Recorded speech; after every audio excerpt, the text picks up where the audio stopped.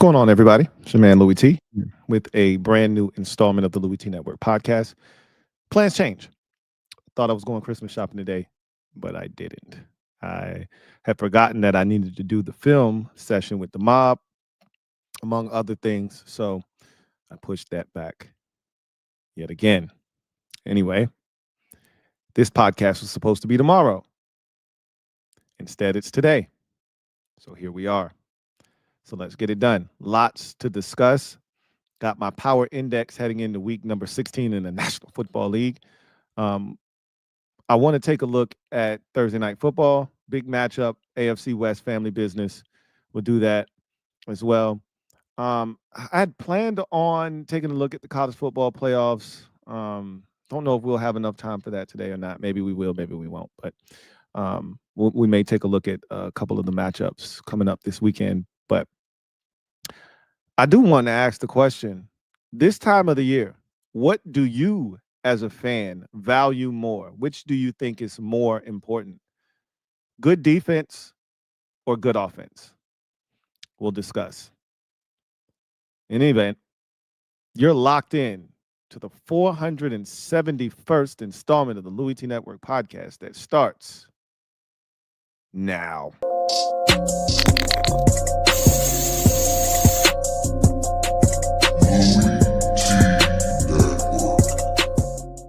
The Louie T Network is powered by MusicHead University. MusicHeads, classes in session. Turn me up. Enroll on YouTube now. Link is in the description. Who else could it be but me, your man, Louie T? Welcome to the 471st installment of the Louie T Network podcast. Of course, I'm your set man, Louie T. Thank you for joining me. Big shout out to everybody in the comment section joining me for this podcast. Big shout out to the mob. We just came off of our film session from week 15 versus New Orleans Saints. Had a little technical difficulty. Y'all stuck it out with me. Really appreciate y'all as always.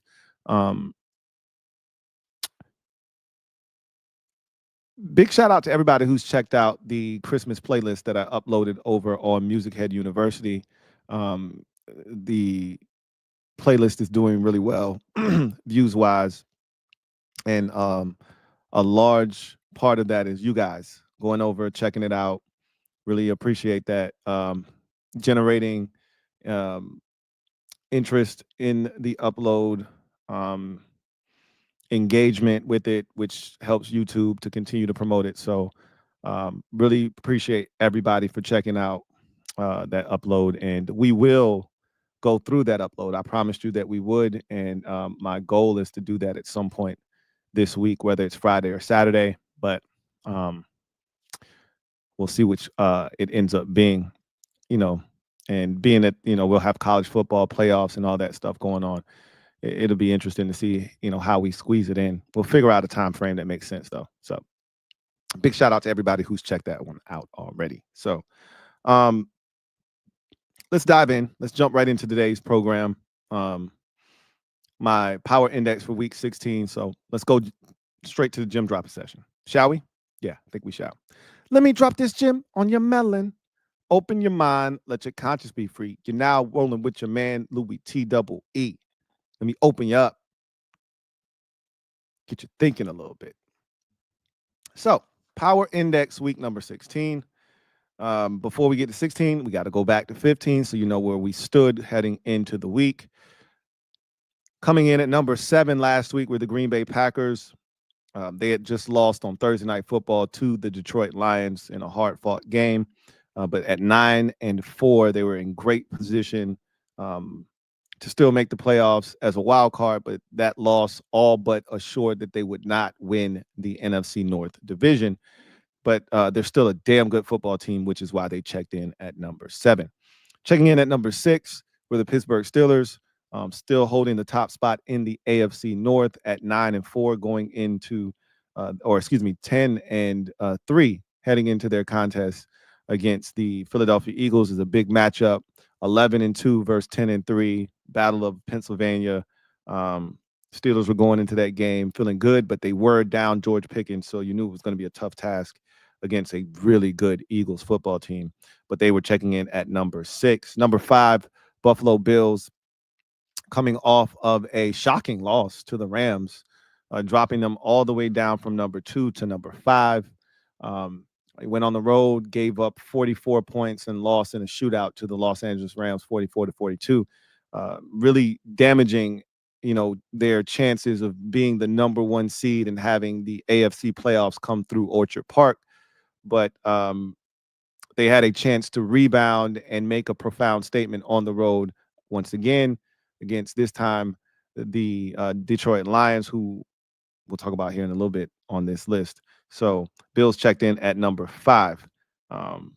Philadelphia Eagles checked in at number 4, winners of 10 straight, continuing to, at that point, 9 straight games they were winners of at 11-2. Just continuing to find ways to win. Big road win against Baltimore. Follow that up with a win at home versus the Carolina Panthers. And so, as I mentioned already, they had a big home contest against the Pittsburgh Steelers, and that 9-game win streak was on the line. Checking in at number 3, the Minnesota Vikings. They just find ways to continue to win. They were victorious yet again, I think in come-from-behind fashion over the Arizona Cardinals in week number 14. And they were going into a Monday night contest versus the Chicago Bears at home. And so they continue to stay connected to Detroit in that NFC North divisional race. Those two teams lock horns in week number 18. So as long as Minnesota continues to win, they will have a chance to win that division. Checking in at number 2, the Kansas City Chiefs. Best record in the NFL. Only team with 1 loss to their ledger. It was them in Detroit, obviously. But they continue to find ways to win. It's not pretty. It hasn't been pretty all season long, but it's been effective. And you can say what you want. I've heard somebody say it's the worst, 12-win team that they've ever seen. Cool.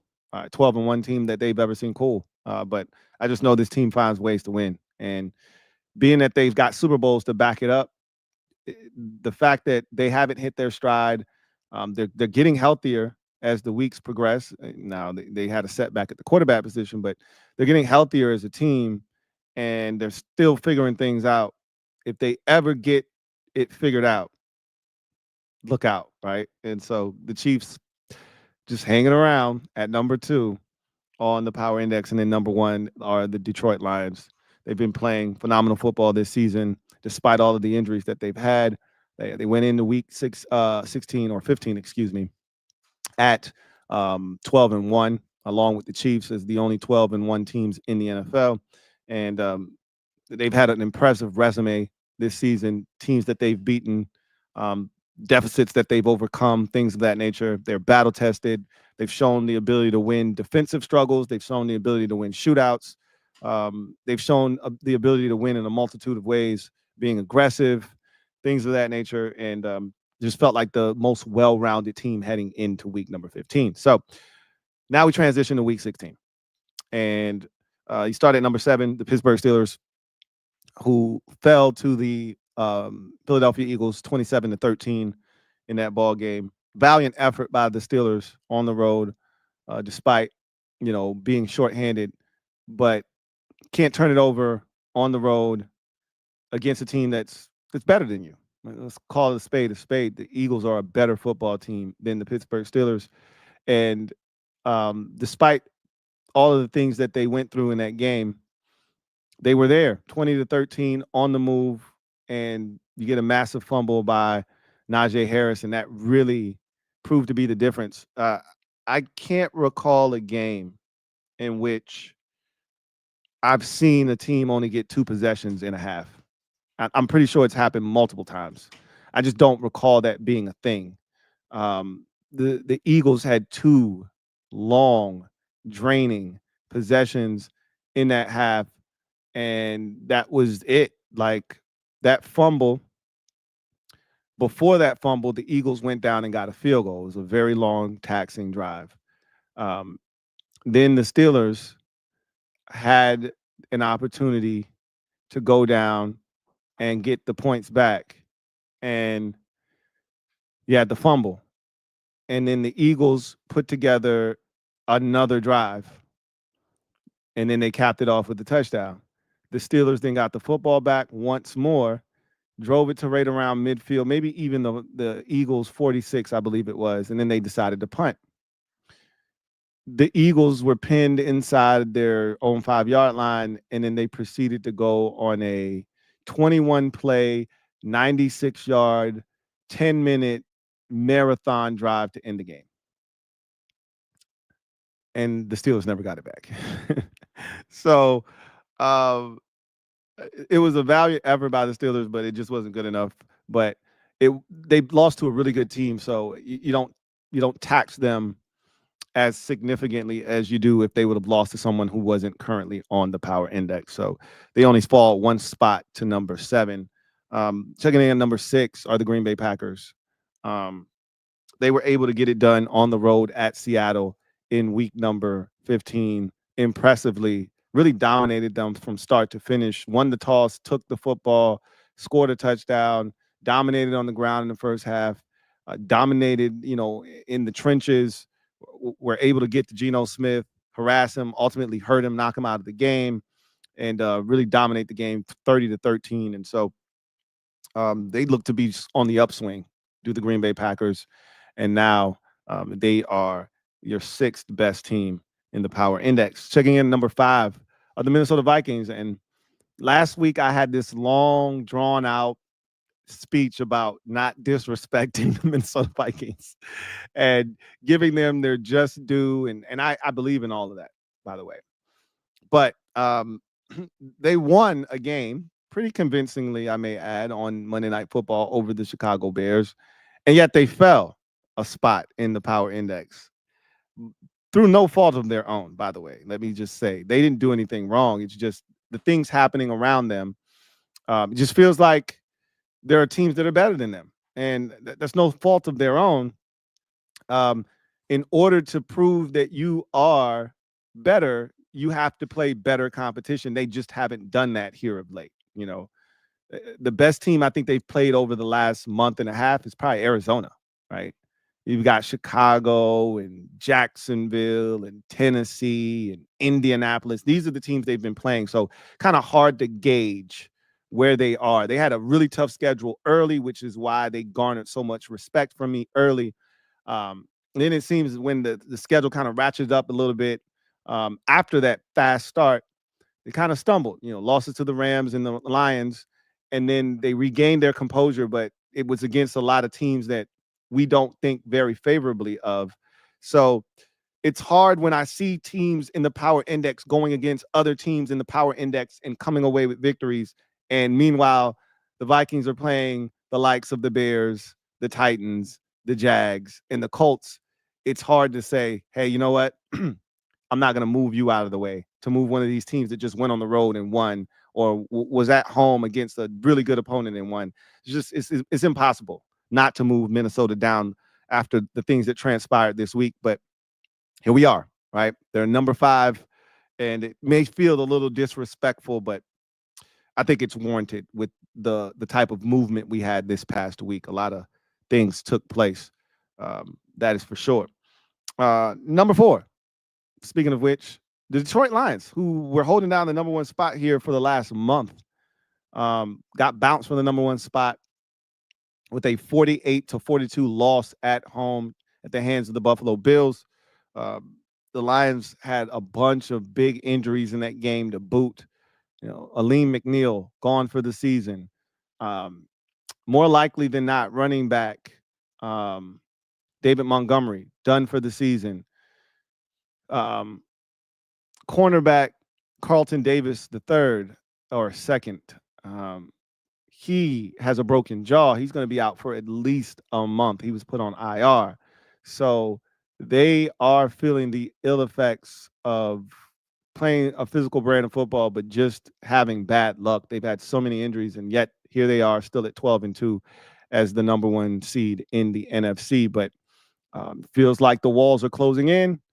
The offense is still humming, put up 42, but the defense gave up 48 and really 41 with the onside kick that debatable if it should have taken place or not, but they didn't feel like they could get a stop. I think they tried to steal a possession because they didn't feel like they could get a stop. And so the Lions dropped from 1 to 4, but they still feel very, very dangerous. I played you a clip from their head coach, Dan Campbell, talking about, the mindset of that team. And I can't count them out. But they are 4th now in the power index. Why? Because of the number 3 team, the Buffalo Bills, who suffered a defeat last week, as we mentioned, at the hands of the Rams. They had dropped all the way down from 2 to 5. But you go on the road and you beat the number 1 team in the NFC. That's a way to make a statement and bounce back. And so Buffalo jumps up from 5 to 3, defeating the Detroit Lions. Man, I yesterday, initially, the podcast episode was entitled, "Are you taking anyone over Josh Allen and the Buffalo Bills?" That quickly changed when we found out Kirk Cousins was benched. But I think that question still remains relevant. And it's part of what prompted me to have the question that I have today, which is, do you think that defense or offense is more important this time of the year? We're going to talk about that a little bit later on. But I'm looking at this Bills team right now, and I'm saying, I don't know, man. How do you stop them? Really? How do you stop them? Right? So I know their defense gave up 42 points this week and 44 last week. I'm aware. That's 86 points in 2 weeks. But guess what? They scored 90 in that stretch. So, I mean, and I'm also going to make sure that you're aware that their special teams or gave up a touchdown against the Rams, or they probably win that game. So, anyway, I digress. Bills are number 3. 2 on the list are the Philadelphia Eagles. They just continue to win.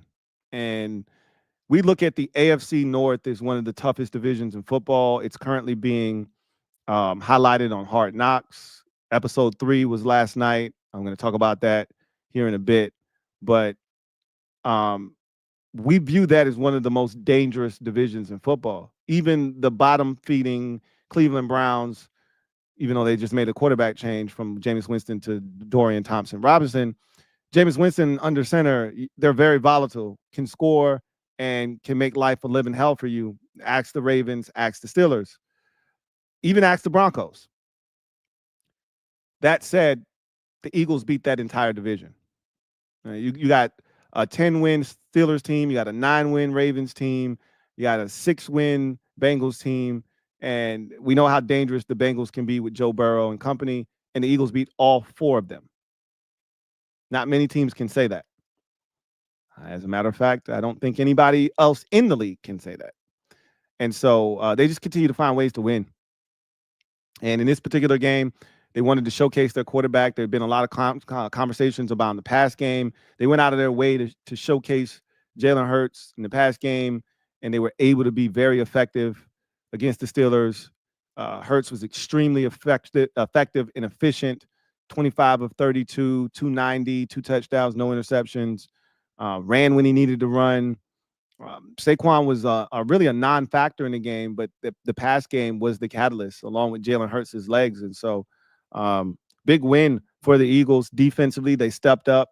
There were turnovers early in the game. The defense stepped up, held the Steelers to just 3 points, despite 2 big turnovers forced by the Steelers early in that game. So you got to credit that Eagles defense for continuing to play outstanding football as they win their 10th game in a row, now 12-2 on the season, and tied with the Detroit Lions atop the conference record-wise. So Eagles continue to play phenomenal football.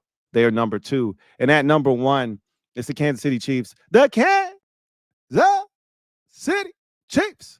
So I've heard so much smack talk about the Kansas City Chiefs, and I just laugh when I hear people talk about, is this the worst 12-1 team you've ever seen? Now 13-1. Put some respect on their name. That's 2-time Super Bowl champions you're talking about there, okay? It'd be one thing if it was some random Joe Schmo team that's never won a damn thing that was 13-1 and winning in the ways that the Chiefs are winning. But when you're a 2-time Super Bowl defending champion looking to do something no other team has done in NFL history, which is win 3 straight Super Bowl championships. I think they deserve some grace and a little respect, because it's different when you win and that's what you do. When you're finding ways to win and that's what you do, just shut up and bask in the glory that is the Kansas City Chiefs. If there was some team like Baltimore that hasn't won a Super Bowl, that doesn't get it done in the postseason, then you could laugh and say, you know what, I'm not buying that shit. They get to the postseason, somebody's going to bounce them. I've seen this narrative before. I've seen this script. I've read this script before with the Kansas City Chiefs. Struggle in the regular season. And in that season, they actually were losing games, right? They weren't winning them. They were losing games. And they still made it to the playoffs. They weren't the number one seed for the first time in Mahomes' career. He had to go on the road for the first time in the postseason. And what did he do? He went on the road and he beat Baltimore, or he beat Buffalo first, then went on the road, beat Baltimore, and then went on to win the Super Bowl against the San Francisco 49ers. That was just a year ago. 2 years ago, they struggled in the regular season again, but somehow managed to be the number one seed anyway and still found a way to get it done in the playoffs. And it wasn't pretty, but they got it done. They're not clicking on offense. This is Mahomes' worst offensive year statistically of his career. Completion percentage is down. Interceptions are up. Touchdown passes are down. Everything across the board is the worst of his career. And they're still winning games. 21-7 over Cleveland on Sunday. Say what you want about, the opponents. You say what you want about how it's getting done. But keep in mind, Hollywood Brown is going to be back here shortly. All right. His practice window has been opened. He's going to be back. They're still working back in Isaiah Pacheco. At some point, they're going to unleash him fully, right? He's still splitting carries with Kareem Hunt, right? Xavier Worthy continuing to be worked into the offense. They feel really good about him. He had a touchdown on Sunday versus the Browns. You got DeAndre Hopkins, right? You got Juju Smith-Schuster. Imagine once they get Hollywood Brown back into that mix. You still got Travis Kelce. If they can shore up the offensive line somehow, some way, and that's their biggest issue right now, is their offensive line. If they can find 5 guys that can do their job adequately enough to allow Patrick Mahomes to be Mahomes, that defense, as we know, one of the best in the league. They know how to get it done. This is a dangerous team. And you can say what you want, but I know they know how to win. They're number one in the power index. They're the only 13-1 team in the NFL. Only one loss team in the NFL. So once again, put some respect on the 2 times defending Super Bowl champion's name, right? So let's get to social media maneuvers. I'm a midday marauder. Y'all know what it is. If you're out there, you want your comment to be read on the air, use the hashtag LouieTLive. We'll get to as many comments as time permits. If you want to ensure that your comment is read, super chats are the way to get that done. So I want to start this conversation off, and then we'll head to the comment section with this simple question. We're getting late into the season. It's December. Which do you prefer your favorite team to be able to do at a high level? Borderline elite. Play offense or play defense? And I know the old adage, and it's stuck around and withstood the test of time for a reason, because normally it rings true. Defense in a run game travels, right? I get that. But which would you rather have this time of the year? Borderline elite defense, borderline elite offense. I'm torn here because on one hand, I know what a borderline elite defense can do now. I think what probably swings the pendulum in the favor of defense is if you've got a good enough offense. Like if your offense is an ass and you've got a borderline elite defense, you can do some damage with that. If your offense isn't very good, but your defense is, you're not going very far in the postseason. I'm sorry. This isn't 2000. Those days are over. You better be able to score, which is why I'm on the side of offense. Because if two teams with the strength of offense and defense meet, normally the team that plays the good defense wins out. Normally, right? But if you play any defense, any kind of, like if your defense isn't a sieve and you're an elite offense, you got a chance, man. With the way the rules are set up. Back in the day, with the way the rules were set up, if your defense was elite, there was no way an elite offense was beating an elite defense, because they were allowed to really harass the offense, get them off kilter, be physical with them, be aggressive. That's why they changed the rules, because the Patriots were the uber aggressive defense and the Colts were the poster child for a finesse elite offense. But they would get outside in those cold elements against physical defensive teams like New England, and they would struggle. New England would be extremely physical with them, handsy, push them around, hit them. And so they changed the rules. And those rules favor the offense. And if you can score at a high clip, like I just look at Josh Allen.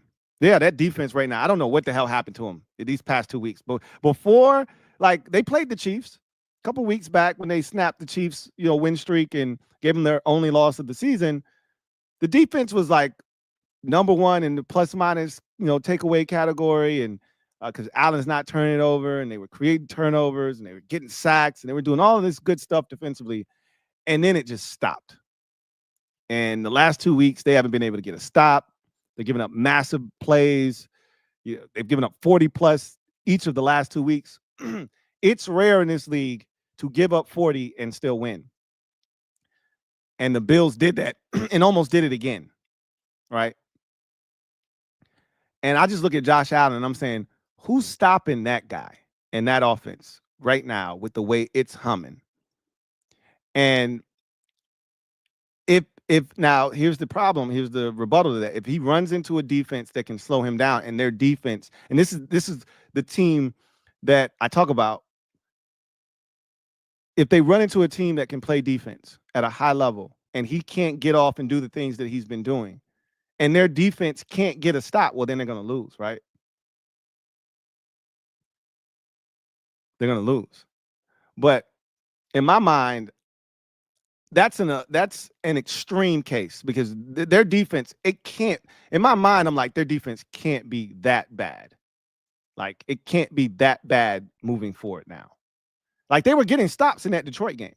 They were getting stops early when it mattered. And then as the lead continued to grow, I think they kind of took an approach of, all right, let's just not give up big explosives. But they ended up giving up big, and you know how I feel about that. Like, the more you try not to give up big plays, like going out of your way, playing prevent defense, the more you do that, the more likely it is you're going to give something up. So just continue to be you. I felt like if they would have continued to do that in that game against Detroit, that thing doesn't get to where it ended up being, where it's 48-42. But because they were getting stops, they were really manhandling Detroit early in that game. But they're an extreme case, because right now their defense is a sieve. I'm talking about a team that can score, like Baltimore, for instance, is another good example. They're one of the highest scoring teams in the NFL, yet they can play some defense. Their defense isn't a sieve. So if they can be dynamic offensively still, and the defense can get stops, even if they run into a good defense, Lamar Jackson is still going to be Lamar Jackson. May not be to the degree that you are accustomed to seeing, but it can be enough to get the job done. I feel like if you've got an elite defense, but your offense isn't that great, if your defense doesn't come with its fastball and you run into a team that can score, that can move it, that can do a little something, and your offense isn't great, you could be in some trouble. I look at the teams like the Chargers, I look at the Broncos, I look at the Vikings, and they're actually been really good on offense. So I hate to lump them in with teams like Denver and Chargers. The Chargers in particular are the poster child for this. I feel like the Eagles, they don't quite fit into either of these categories because they're really good on defense and they can be really good on offense. They're kind of like best of both worlds. But if I had to pick a side, I'd say their defense is the catalyst for their success. Their offense isn't that great, right? When you look at what they've done in some of these victories, and it's really been, hey, the defense, you hold it down and we'll do just enough to win us the game. That happened against Baltimore. That happened against Carolina, and we could keep going through some of the other games that happened against Washington. So you look at them and you're like, it's more of a defensive team, but they can kind of do both. So I'm leaning towards offense is what I'm saying. Because if you can score, like you got to be able to score in this league. And if you can score and your defense can do a little something, you can win games. You can win games. If you can't score, I don't give a damn how good your defense is. If you can't score, you're not going to win. We saw that in the Super Bowl last year. The 49ers had no business losing that game. They couldn't score, though. And they lost because they couldn't score points. Defense was up to the task. They did everything they needed to do defensively, and the offense just wasn't up to par. And they shouldn't have even been in that game, to be honest with you. They should have lost to Detroit. They should have lost to Green Bay. The signs were there. But they made it to the Super Bowl, but they didn't make enough plays, right? They make enough plays. So I'm siding with offense. If you can score, you got a chance to be dynamic. You got a chance to be dynamic. What says you? Let me know in the comment section. All right. See if we got anything in here. Not, we'll keep it pushing and we'll get to our final segment of the show. All right. So nothing's addressed to me. So we'll get to our final segment of the show in garbage time. So before we get to Thursday Night Football, let's talk about episode 3 of Hard Knocks. AFC North Division. This episode, they really did a good job of getting to all 4 teams. Like in previous episodes, there were matchups against 2 teams in the division. So they really kind of focused in on that and didn't give the other matchups as much play.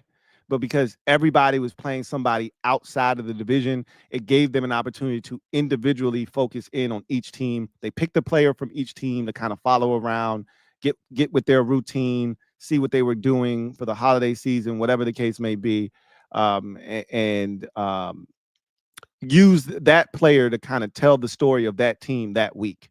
So for Cleveland, it was Denzel Ward. For Cincinnati, it was Jamar Chase. For Baltimore, it was Roquan Smith. And for Pittsburgh, it was Russell Wilson. So they chose a player from each team that was somewhat of a leader, that kind of personified where that team was. Jamar Chase, I don't think is a captain in Cincinnati, but they decided to follow him. And so I thought it was pretty neat how they did it. They started with Roquan Smith in Baltimore, and he talked about, his mentality, some of his idols coming up in the game. And then, one of the things that I'm always fascinated about is the process of guys, getting their body ready to play, getting through a long, grueling NFL season.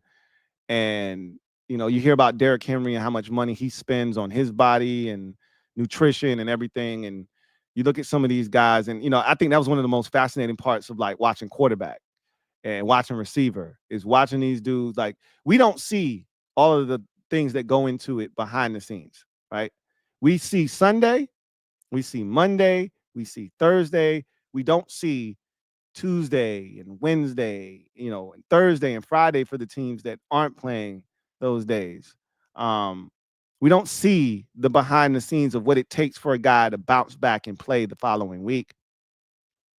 And so to see Roquan Smith getting the massage under, red lights and the therapist talking about why the red light is good. To see Jamar Chase going into a cryogenic chamber where it's like 200 minus 200 degrees, and you got to have somebody monitoring you when it's that cold. And he explained like what it does. Your body goes fight or flight, um, to protect you when it's that cold. And then when you come out, all the endorphins kind of spread out amongst your body and feed your organs and feed your body tissue and all of that stuff. And I find all of that fascinating. And then, you see all the guys getting the treatment. Russell Wilson was getting treatment done. And you see what they go through just to prepare to play again. It is crazy, right?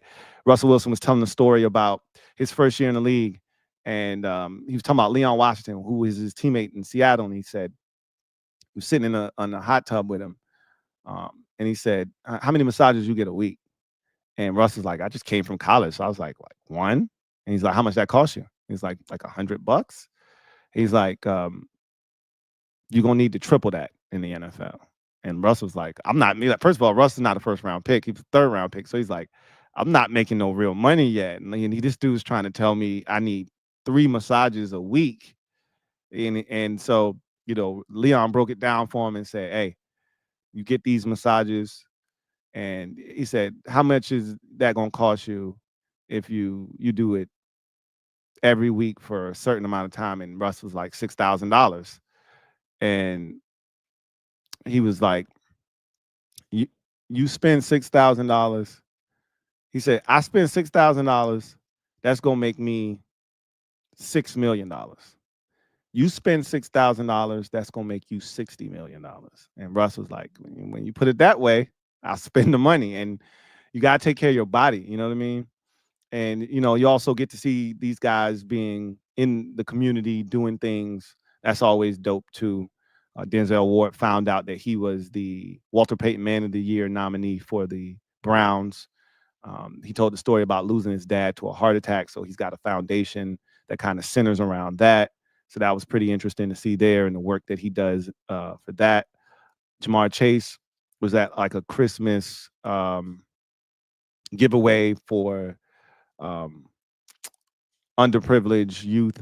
So he's giving away gifts and doing all of that. And that was pretty cool to see. It's always good to see that side of players being displayed as well. So it was a great episode. Then they went into the game week, and Mike Tomlin he's something else, man. He's different. I'll just say that. The speech that he gave at the beginning of the episode to his players about kick-ass travels and all that, like how do you not go out and try to run through a wall for that dude? And Tomlin he's one of a kind, that's for sure. He's very unique.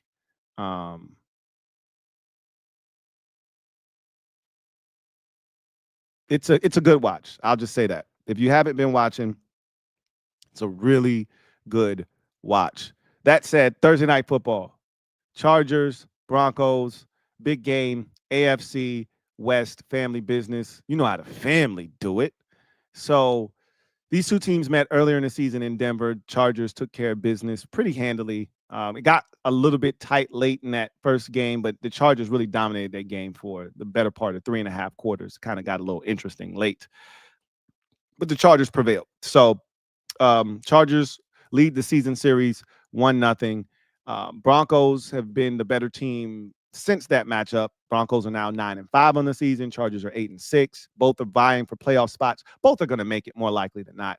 The Chargers need this game more than the Broncos do, clearly, because no other team in the AFC after the Chargers 8-6 record has a better than 6-8 mark.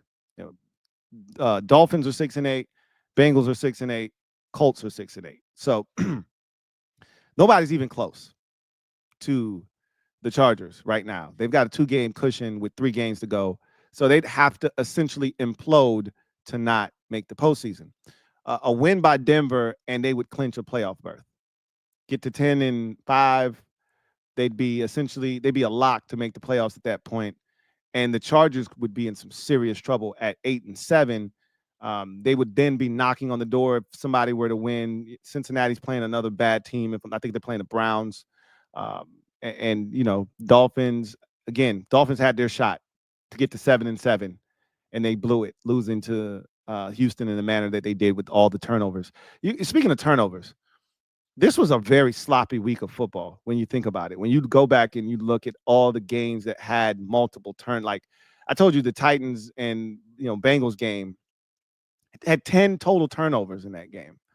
And you go around the league and it's multiple games with teams having 3 and 4 turnovers. The Colts had, I think, 2 turnovers in their game. Well, they had 2, and then the Broncos had 4, if I'm not mistaken. I know Bo Nix threw 3 interceptions in that game, and I think there was a fumble by someone in there, if I'm not mistaken. But a lot of turnovers, man. Jameis Winston threw like 3 interceptions. The Browns also had a fumble in that game.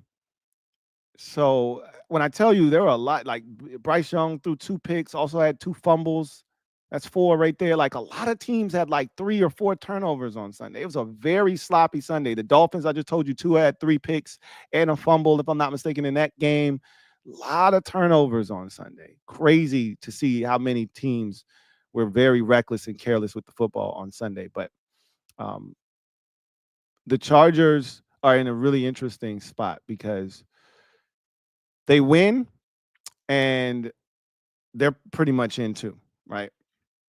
With 9 wins and only 2 games to go, again, they'd have to completely collapse for anybody to get in. So a win by the Chargers, and I think they clinch a playoff berth, if I'm not mistaken, because I don't think any of the teams behind them own a tiebreaker. I think they own the tiebreaker over every single one of those teams. So getting to 9 would put them in a position where none of the teams behind them could catch them and pass them. They could only tie them.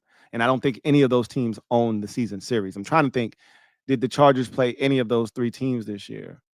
I don't think they did. I don't think they played the Dolphins this year. I don't think they played Indy. And I don't think they played Cincinnati either. But anyway, this is an interesting game because the Chargers here of late have really found it tough to score. And they started out last week's game against Tampa Bay hot. Ladd McConkey and Justin Herbert were really in sync. And then it kind of all fell apart after Herbert's ankle kind of got, hit on a sack attempt by the Buccaneers. And after that, it didn't feel like he was the same. The mobility wasn't there, which affected the accuracy, and they kind of went downhill offensively. And they already don't have a ton of weapons. I do like Stone Smart and what he's been able to provide them since sort of a breakout game against the Chiefs on Sunday Night Football a couple weeks back. He's been a go-to target. He was really good last week against Tampa Bay. And he's starting to emerge as a guy, because to me, if you're going to play in a Greg Roman offensive scheme, you better have a dynamic tight end or 2. And they just didn't have that until Stone Smart had, kind of showed up on the scene now. So I feel like he's giving them a little bit of a spark. They got to do a better job of getting Quentin Johnston the football underneath, which is where he shines. He really doesn't do well in the intermediate. He's good underneath and he's good deep. Those are the 2 ways to get him the football. So they've struggled offensively since the injury to J.K. Dobbins. So much of what they did early in the season was predicated on J.K. Dobbins being effective. He got injured in the game against the Ravens, and they really haven't been dynamic offensively since. They scored, less than 20 against the Chiefs, if I'm not mistaken. They scored less than 20 against Tampa. And I feel like there was one more game that I'm missing.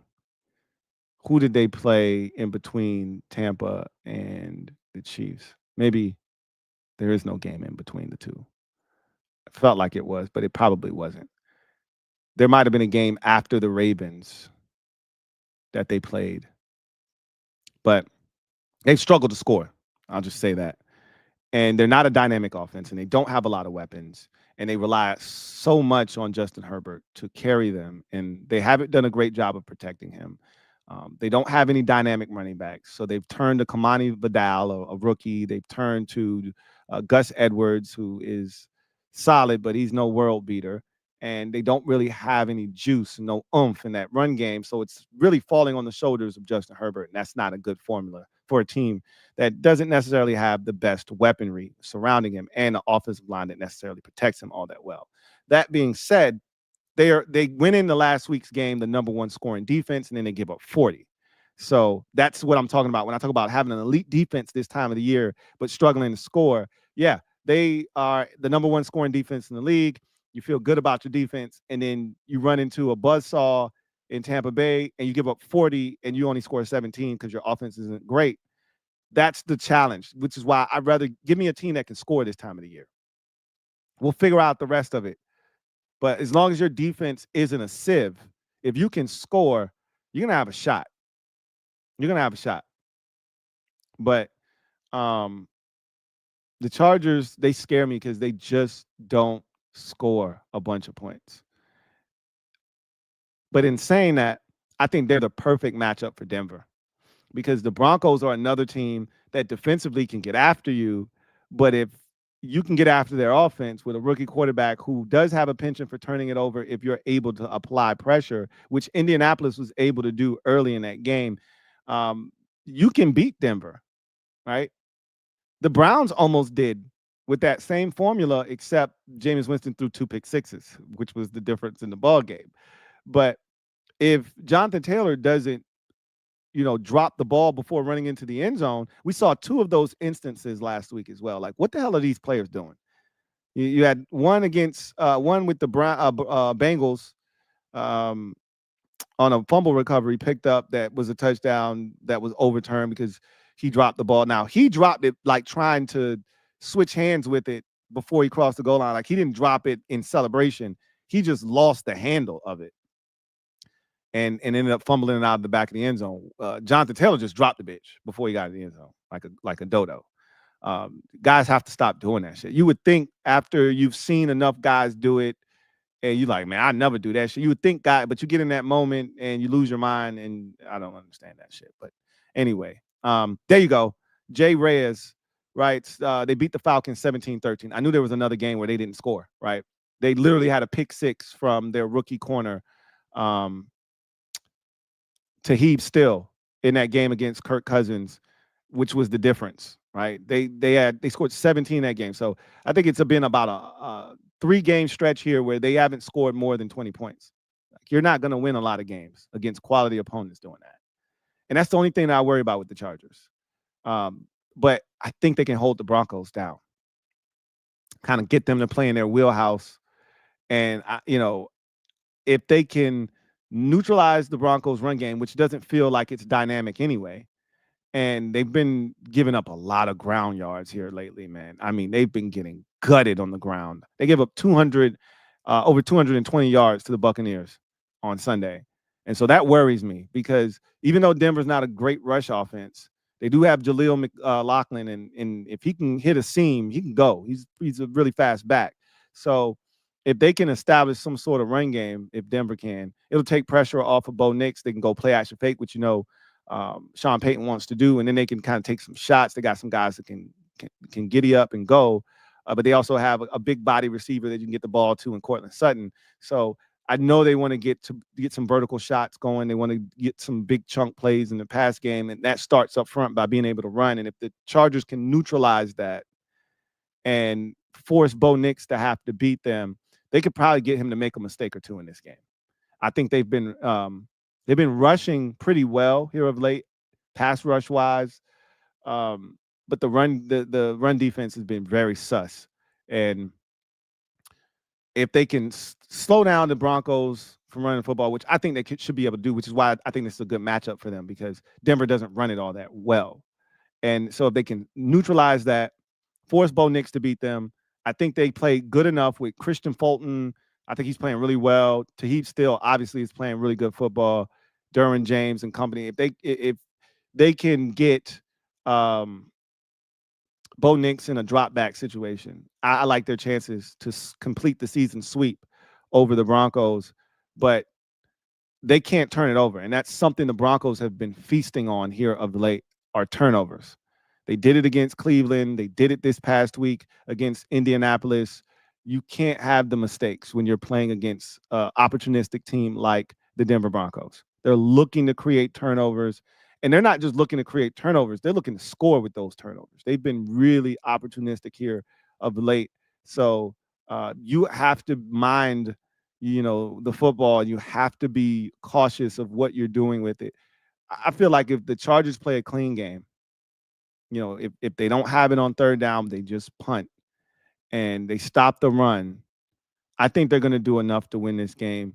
I've got the Chargers winning this game 24-20 over Denver. It's going to be a close game, but I think they do just enough. And I think the difference is a Bo Nix turnover that ultimately turns into points late in the ball game for the Chargers that ultimately ends up being the deciding factor as the Chargers essentially clinch a playoff berth with the win 24-20. So anyway, I digress.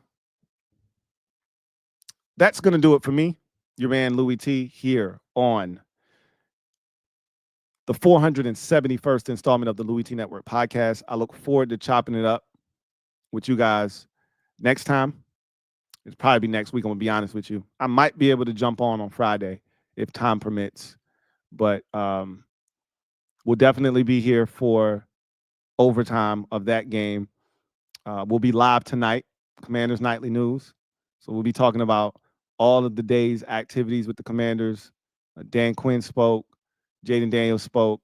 Jonathan Allen's 21-day window has been open. So a lot to discuss with the Commanders. So we will talk about all of those things. We had a chance to watch the film with the mob. So we'll talk about that as well, among other topics. And then obviously we start to turn our attention to the Philadelphia Eagles today. So a lot to get to tonight. So hopefully I'll see you for that as well. But in any event, y'all have a good one. Take care. And I look forward to chopping it up with you guys next time. God bless. Peace.